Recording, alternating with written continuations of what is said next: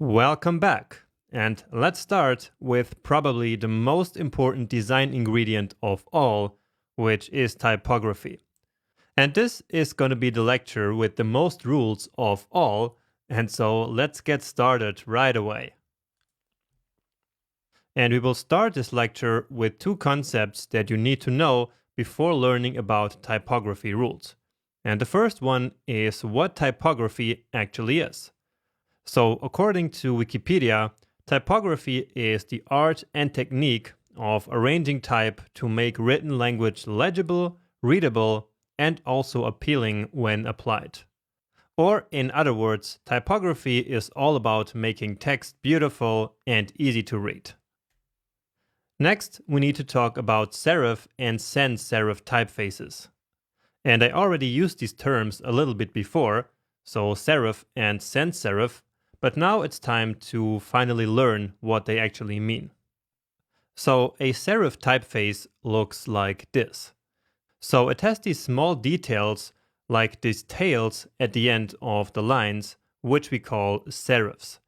And so that's why this typeface is called a serif typeface. And serif typefaces are the more traditional typefaces, and therefore we can use them to create more traditional or classic-looking interfaces. They also make the design convey trustworthiness for the user, and finally, it's also good for long text, for example, in an article or an online magazine. Now, on the other hand, of course, we have sans serif typefaces. So typefaces which do not have these decorative lines, so the serifs that these serif typefaces have. And sans serif typefaces usually look very clean and simple, and therefore by using them we can give any interface a very modern look and feel, just like on this example here. So an extremely easy example, but if you just compare the two texts in these two images, you will notice that the text in the first image gives the interface a completely different look and feel, like a completely different feeling and a different vibe in a way. And so that's the power of a serif and a sans serif typeface here in action. Now, in my experience, it's a lot easier to choose a sans serif typeface that fits the vibe and the personality of a design than to choose a serif typeface. So, in other words, for beginners, it's way easier to work with sans serif typefaces. So just keep that in mind once you start building your own designs. And now let's actually start with the rules. And the first one is to only use good and popular typefaces and play it safe. And with playing it safe, I mean to not choose any crazy or weird looking typefaces. That's usually never a good idea. So let me give you a couple of examples of sans serif typefaces. So one very nice one that I like a lot right now is called Inter, which looks like this. And by the way, this typeface and all the other ones that I'm going to show you in this video are available on Google Fonts and Font Squirrel. So these two websites, and especially Google Fonts, is part of our, let's say, design toolbox. So the toolbox is, as the name says, a lot of different tools that we need to use when we want to design for the web. And as we go through this section, we will start filling up our toolbox. All right. And again, all these different tools, so these different websites and web applications are linked on my resources page. So you can very easily find all the tools that I mentioned throughout this section right there on my website, on my resources page. But anyway, let's now take a look at some more. So this one is OpenSens, then we have Roboto, Montserrat, WorkSens, and Lado. So these are 6 very good sans serif typefaces which you can use without any problem. Now, at first sight, to the untrained eye, these 6 typefaces might actually look almost the same. But believe me, they are really not the same. So if you would apply these 6 different typefaces to your page one by one, you would create like 6 completely different looking websites. But anyway, if you're looking for a serif typeface Then let me show you 6 examples of free serif typefaces. Oh, and I forgot to mention that these 6 sans serif typefaces are actually also all for free, of course, such as basically all the other tools that I listed on my resources page. But now about these serif typefaces. Here they are, so Merriweather, Aleo, Playfair Display, Cormorant, Cardo, and Laura. And again, they probably all look very much the same, but, well, they are not the same at all. These are even more different between each other than the sans serif ones that I showed you. Now, many beginner designers think that they need to mix multiple typefaces in order to create a nice looking design. But that's actually not true. So when you're just starting out, it's completely okay to use only one typeface on one page. And if you're really feeling adventurous, then still limit your typefaces to 2. If you use more than that, then your design will start looking like amateurish and strange. But now about actually choosing the right typeface for your design, again, you will need to think about your website personality. So choose the right personality for your website, and again, more about this later. So don't stress about the personality for now, but this is still important for this instruction that I'm going to give you. So you choose the personality, then you decide between a serif and a sans serif typeface, and then you can experiment with all the good typefaces that I just showed you. And of course, you don't need to limit yourself to these 6. You can of course also experiment with many other typefaces that are available on Google Fonts. So based on this experimentation, you can see which of the typefaces is best to convey the message of your website. And of course, for a beginner, that's not really so simple, but trust me that with experience, this will come naturally to you. Finally, of course, you can also keep trying different typefaces as you design and build a page. So you don't need to really decide for one in the very beginning.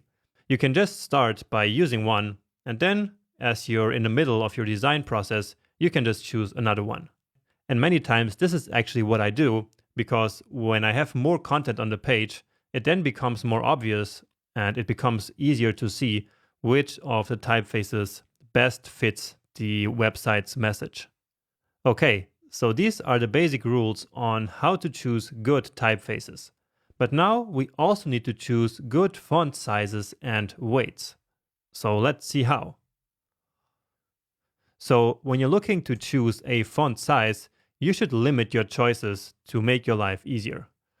To do that, you can use a typescale tool or another predefined range of font sizes. Because if you do that, then you don't have to constantly think about coming up with font size values. And actually, we will do that in the big course project and even in the project that is in this section. Now, with that being said, let's now talk about some guidelines for actual font size values in different parts of websites. So, for normal text, you should use a font size between 16 and 32 pixels. So, in this example of this page, for example, the navigation has 16 pixels, and then this smaller text down here is an 18 pixels. All right. And by the way, this is going to be a long list of guidelines like this, and so you should totally print out these slides to make it easier for you to follow them later when you design on your own. But anyway, for a long text format, you can try a font size of 20 pixels or even bigger, because if the user needs to read something like a blog post, it's going to be far easier if the text is a little bit bigger. So for example, this text down here in the example, which describes this section, has a 20 pixels text. Also, this text up here, which kind of describes the company, has 24 pixels, and this text below has 32, which we can kind of count actually as normal text. So again, it is in the range of rule 5, so between 16 and 32 pixels. And of course, this is just one small example amongst thousands and thousands of web designs, but I just want you to get a sense for the kind of values that we can use in designs. But anyway, for big headlines, you can actually go really big with your font sizes, like even more than 50 pixels, and you can also make them really bold, like more than 600. And we didn't learn about these bold values yet, but we will, maybe in the next lecture or maybe in our big course project. So the headline of this design has a font size of 85 pixels, and it is also really bold with a boldness of 700. Also, this other, a bit smaller headline down here has 64 pixels of size and is still really bold at 700. Oh, and then we also have 42 pixels here in this testimonial text. Now, the final rule about using good font sizes and weights is to use a font weight that is not under 400. So if you go below 400, that would be light or really light text, and that is then hard to read. So just don't go below 400, which is basically a regular font weight. Now next up, let's learn a couple of guidelines and rules to create a good reading experience for your users, which, remember, is one of the aspects of typography. Remember? So to start, you should try to use less than 75 characters per line, like in this example here. So these lines here have something between 65 and 72 characters, which makes this text really easy to read. However, if you break this rule, you might end up creating something like this, which is really hard to read for your eyes. So here the lines have between 95 and 112 characters, and if you actually try to read this, you will find it a bit difficult to follow such a long line. Next, for a text with normal size, try to use a line height between 1.5 and 2. Now, if the text is really big, like a headline, you can go below 1.5, and actually you can go really low, something like 1.1 or 1.2. So a good rule of thumb that you keep in mind is that the smaller or the longer the text is, the larger the line height needs to be. So here we have some good readable examples with the big headline having only 1.2. Then as the text gets smaller, we have 1.31, and then the long text has 1.5. Now, if you use an oversized line height like this, then your text again becomes hard to read. So we're creating a bad reading experience for your users because these lines look kind of detached. And so then our eyes have difficulty going from one line to the next one as we read the text. Now, another nice and very subtle rule that can make a lot of difference is that if your headline kind of looks unnatural, you can try to decrease the letter spacing. Now, what unnatural actually means will of course come from experience, but I'm going to show you a couple of examples right now and also through the rest of the course.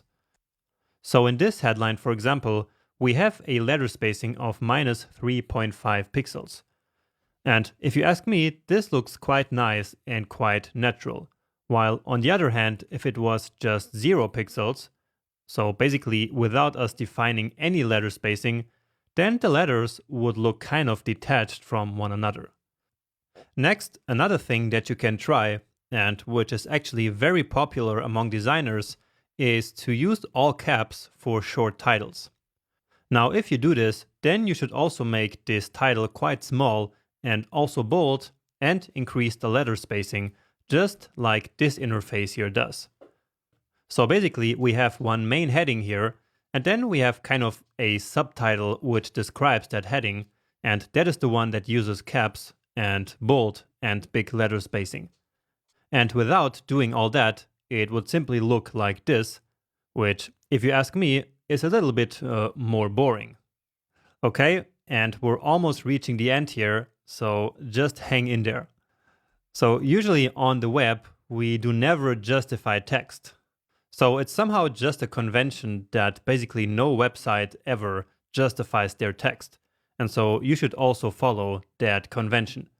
So not centering text looks like this, which is exactly what we're used when we read some blog posts, for example, on the web. While on the other hand, I bet you're not used to see text like this on the web, right? And so therefore, if you were to design a page like this, that would then look quite unnatural. Now, also about aligning text, you should usually not center text unless we are talking about really small text blocks. So you can just leave text like this aligned to the left and not like this in the center. Because once again, this actually makes it a lot harder to read the text when you need to jump from one line to the next one. Okay, so that's it about guidelines and rules for typography. Now, of course, there are many rules here, and we cannot always follow all of them in all designs. And so that's why they are more like guidelines and not really strict and hard rules. Okay? Now, something that I didn't mention here is that we also need to be careful about the color of our text. But actually, we will leave that for the next lecture when we talk all about colors. But now, let's actually go ahead and implement some of these guidelines in practice in the project of this section. So I hope to see you there soon.